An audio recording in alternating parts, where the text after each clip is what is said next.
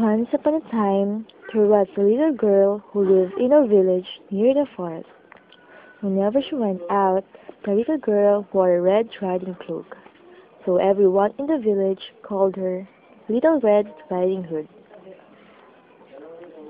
One morning, Little Red Riding Hood asked her mother if she could go to visit her grandmother, as it had been a while since they seen each other. That's a good idea, her mother said. So they packed a nice basket for Little Red Riding Hood to take to her grandmother. When the basket was ready, the little girl put on her red cloak and kissed her mother goodbye. Remember, go straight to Grandma's house, her mother cautioned. Don't toddle along the way, and please don't talk to strangers. The woods are dangerous. Don't worry, Mommy, said Little Red Riding Hood. I'll be careful. But when Little Red Riding Hood noticed some lava flowers in the woods, she forgot her promise to her mother. She picked a few, watched the butterflies flit about for a while, listened to the frogs croaking, and then picked a few more. Little Red Riding Hood was enjoying a warm summer day so much that she didn't notice a dark shadow approaching out of the forest behind her. Suddenly, the wolf appeared beside her. What are you doing out here, little girl? The wolf asked in a voice as friendly as he could muster. I'm on my way to see my grandma who lives through the forest near the brook, Little Red Riding Hood replied. Then she realized how late she was and quickly excused herself, rushing down the path to her grandma's house. The wolf, in the meantime, took a shortcut. The wolf, a little out of breath from running, arrived at Grandma's and knocked lightly at the door. Oh, thank goodness, dear. Come in, come in. I was worried sick that something had happened to you in the forest, said Grandma, thinking that the knock was her granddaughter. The wolf let himself in.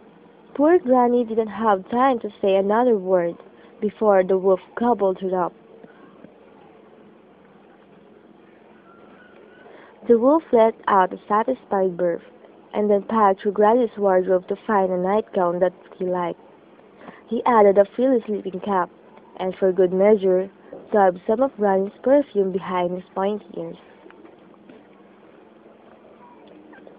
A few minutes later, Red Riding Hood knocked on the door. The wolf jumped into bed and pulled covers over her nose. Who is it? He called in a cracky voice. It's me, Little Red Riding Hood. Oh, how lovely! Do come in, my dear, croaked the wolf. When Little Red Riding Hood entered the little cottage, she could scarcely recognize her grandmother. Grandmother, your voice sounds so odd. Is something the matter? She asked. Oh, I just have a touch of a cold, squeaked the wolf, adding a cough at the end to prove the point.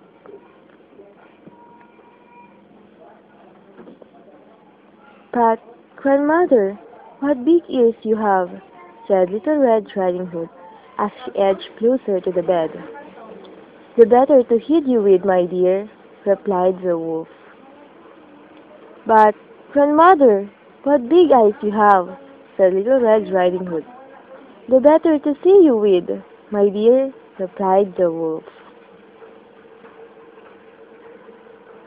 But, Grandmother, what big teeth you have, said Little Red Riding Hood, her voice quivering slightly. The better to eat you with, my dear, roared the wolf, and he leapt out of bed and began to chase the girl. Almost too late, Little Red Riding Hood realized that the person in the bed was not her grandmother, but a hungry wolf. She ran across the room and through the door, shouting, Help! Wolf! As loudly as she could.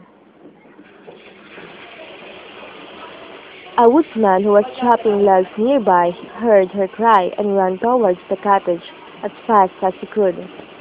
He grabbed the wolf and made him spit out the poor grandmother, who was a bit frazzled by the whole experience, but still in one piece. "Oh, Grandma, I was so scared," sobbed Little Red Riding Hood. "I'll never speak to strangers or dogs in the forest again." There, child, you learned an important lesson. Thank goodness you shouted loud enough for this kind woodsman to hear you.